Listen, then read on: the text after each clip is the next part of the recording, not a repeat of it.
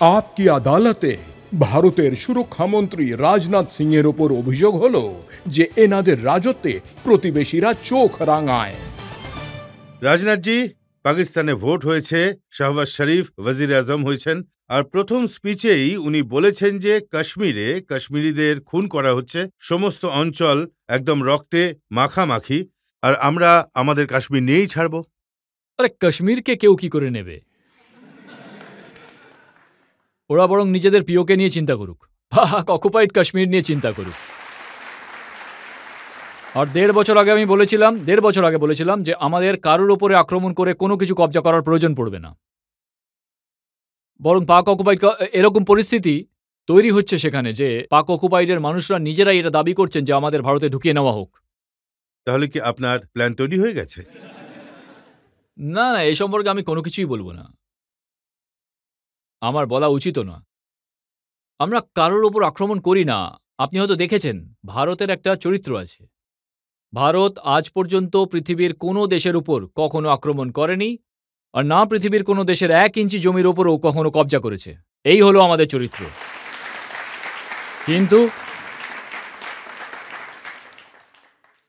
কিন্তু যদি এটা কেউ বলে যে পিওকেও তো আমাদেরই ছিল আর আমাদেরই আছে, তাহলে আমরা আজও মনে করি যে পিওকে আমাদেরই আছে।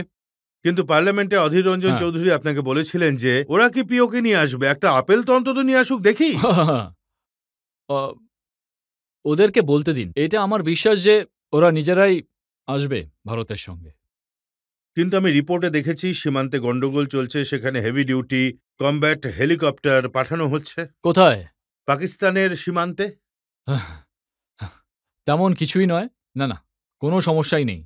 আর যা হবে, যদি এমন কোনো পরিস্থিতি তৈরি হয়, তাহলে আমাদের এই দেশের সেনার শৌর্য আর পরাক্রমের উপর দেশবাসীর সম্পূর্ণ বিশ্বাস রয়েছে। যখনই প্রয়োজন হয়েছে, তখনই তারা নিজেদের শৌর্য আর পরাক্রমের পরিচয় দিয়েছে।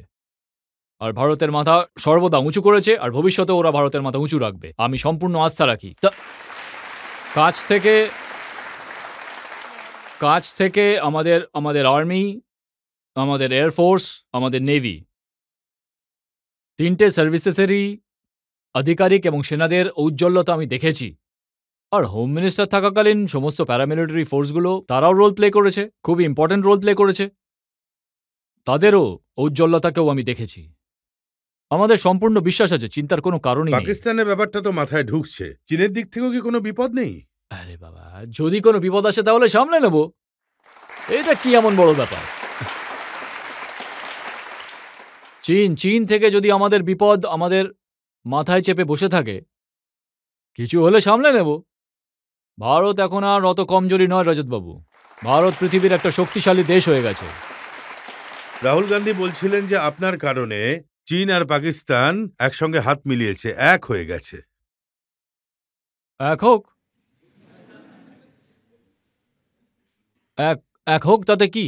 এর মানে কি? দুজনেই স্বীকার করে নিচ্ছে যে আমরা কমজোরি হয়ে পড়েছি? এটাই কি কারণ? ওনাদের অভিযোগ এটা হলো যে চীন আমাদের ২০০০ বর্গ কিলোমিটার জমির ওপর কবজা করে নিয়েছে, আরে আমরা আমাদের চীন আমাদের সৈন্যদের মারছে, আর ভারত সরকার ঘুমিয়ে রয়েছে। আমার খুব কষ্ট হচ্ছে যে আমাদের সৈন্যদের শৌর্য আর পরাক্রম নিয়ে ওরা প্রশ্ন তোলার চেষ্টা করছে। এর থেকে ওদের সাবধানে থাকা উচিত।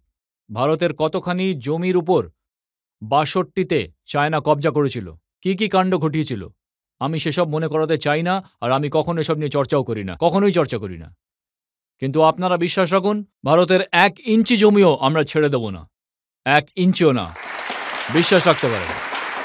অনেক অনেক এমন অনেক জিনিস আছে, আমি যদি সেসব সামনে আনি, আমি বলতে পারব না, কারণ এখন চায়না আর ভারতের মধ্যে কথাবার্তা চলছে। সঠিকভাবে কথাবার্তা চলছে। এই সময় সুস্থ পরিবেশে কথাবার্তা হচ্ছে। না হলে আমি আরো কিছু সামনে নিয়ে আসতাম। যদি ওরা আমাদের জমিতে কবজা না করে থাকে, তাহলে কি নিয়ে কথাবার্তা চলছে? কেন? ১৯ বার কথা হয়েছে, কি নিয়ে? আপনি আমাকে দিয়ে কথা বলাবেন না এসব নিয়ে। আমি বলতে পারব না। আছে। এরপর আপনি আমার সঙ্গে বসুন, আমি আপনাকে বলব। রাজনৈতিক ব্যাপার নিয়ে আমি খুব পরিষ্কারভাবে বলতে পারব না। আছে, হট স্প্রিং আছে, গোগরা আছে, আপনি এগুলো চিন্তা এমন জায়গা করবেন না। যেখানে শুধু এটুকুই আমি বলব যে এইবারও যা কিছু চায়নার সঙ্গে হয়েছে, আমাদের দেশের সৈনিকরা, আমাদের এয়ার ফোর্সের সৈনিকরা নেভির সৈনিকরা যে ঔজ্জ্বল্যতা দেখিয়েছে তা নিয়ে আমি গর্ব অনুভব করি। আমি গৌরবান্বিত হয়েছি। এমন অনেক ঘটনা রয়েছে, যদি আমাদের দেশবাসীকে অবগত করানো হয়, তাহলে আমাদের দেশের সৈনিকদের উপর আমাদের দেশবাসীর সম্মান আরও বেড়ে যাবে। দেখুন, গলবানে আমাদের সৈনিকরা শৌর্য দেখিয়েছে, গোটা দেশ দেখেছে, সেটা গোটা দেশ তাদের সম্মান দিয়েছে। তাহলে তারপর কি চীনের ব্যবহার বদলেছে?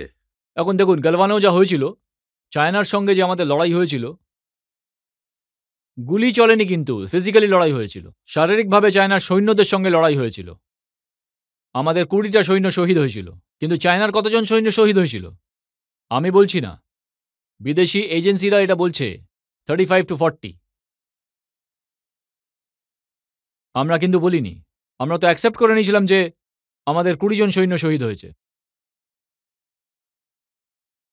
মানে ওইদিকে, মানে ফরেন এজেন্সিগুলো এটা বলছে। যতদূর আমার মনে পড়ছে, হয়তো ভুল না, হয়তো অস্ট্রেলিয়ার এজেন্সি ছিল বা অন্য কোথাকার এজেন্সি হবে বা কোনো একটা এজেন্সি এটা দাবি করেছিল যে আমরা চায়নায় গিয়ে এটা ভেরিফাই করেছি 35 to 40 চায়নার সৈন্যরা শহীদ হয়েছিল।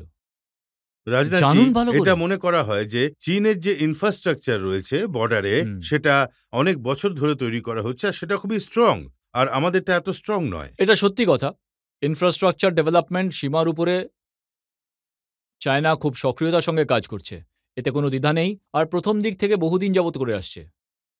আগের যে আমাদের সরকার ছিল, কংগ্রেস সরকার, সেই সময়ের ডিফেন্স মিনিস্টারের বক্তব্য ছিল যে, ভাই আমরা যদি ভারত চায়না বর্ডারের ইনফ্রাস্ট্রাকচার ডেভেলপ করি, তাহলে চায়না ভারতে ঢুকে পড়বে। সেই জন্য ইনফ্রাস্ট্রাকচার ডেভেলপ করা যাবে না। কিন্তু যখন থেকে আমাদের গভর্নমেন্ট এলো, মোদিবাবুর যখন গভর্নমেন্ট এলো, তখন থেকে আমরা বর্ডারের উপর খুবই সক্রিয়তার সঙ্গে ইনফ্রাস্ট্রাকচার ডেভেলপ করছি।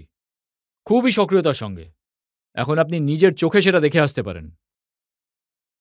এখন চীন নিয়ে একটা প্রশ্ন খুবই জরুরি হয়ে পড়েছে।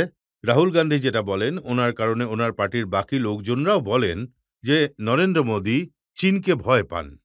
মোদিবাবু ভয় পান? এটা তো শুনেই আমার আশ্চর্য লাগছে। এটা তো ওনার স্বভাবের মধ্যে বা ওনার প্রকৃতিতেও নেই। কোনোদিনই ছিল না, যতটুকু আমি জানি। আরে ভাই, ভয় পাওয়ার তো কোনো কারণই নেই। এরা তো কেউই বোঝে না। কেন ভারতের ক্ষমতার উপর, ভারতীয় সেনার শৌর্যের উপর, পরাক্রমের উপর কেন মানুষ প্রশ্ন তুলছে?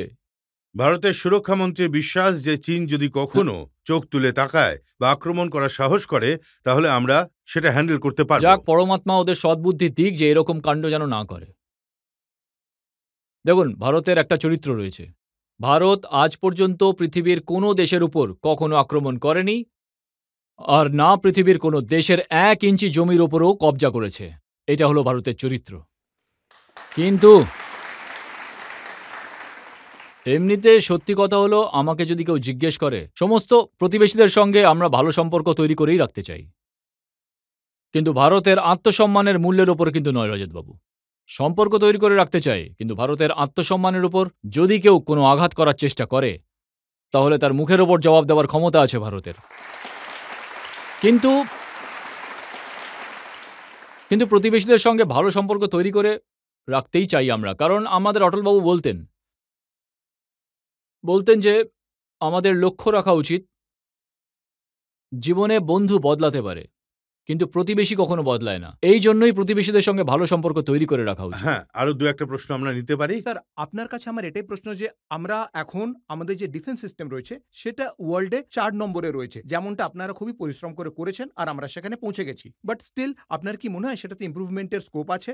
আর আপনার থট প্রসেস কি রয়েছে আগামী ৫ বছরে, যে আমি নিশ্চিত যে বিজেপি গভর্নমেন্ট আসবে, হাততালি। 100% আসবে।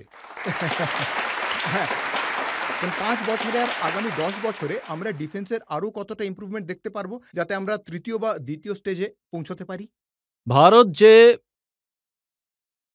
প্রথমে যে সবথেকে বড় ইম্পোর্টেন্ট ছিল ভারত।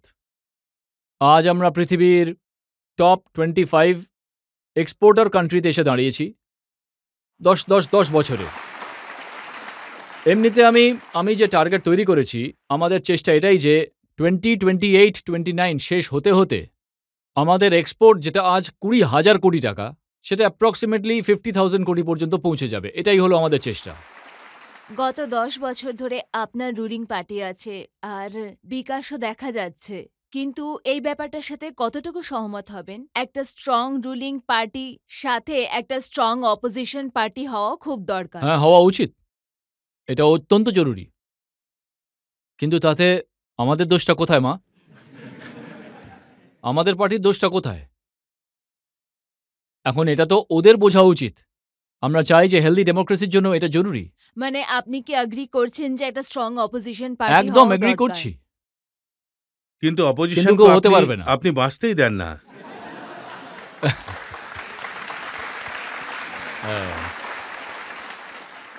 আসলে সার্থক জীবনযাপন করা একটা শিল্প। আমি মনে করি যে এই জীবনযাপন করার শিল্প ওদের কাছে নেই। হয়তো সেই জন্যই পরিস্থিতির অবনতি হচ্ছে। মোদিজি সম্পর্কে একটা কথা বলা হয় যে উনিও ঘুমোন না আর অপোজিশনকেও ঘুমোতে দেন না। না, উনি নিজের মন্ত্রীদেরও ঘুমোতে দেন না।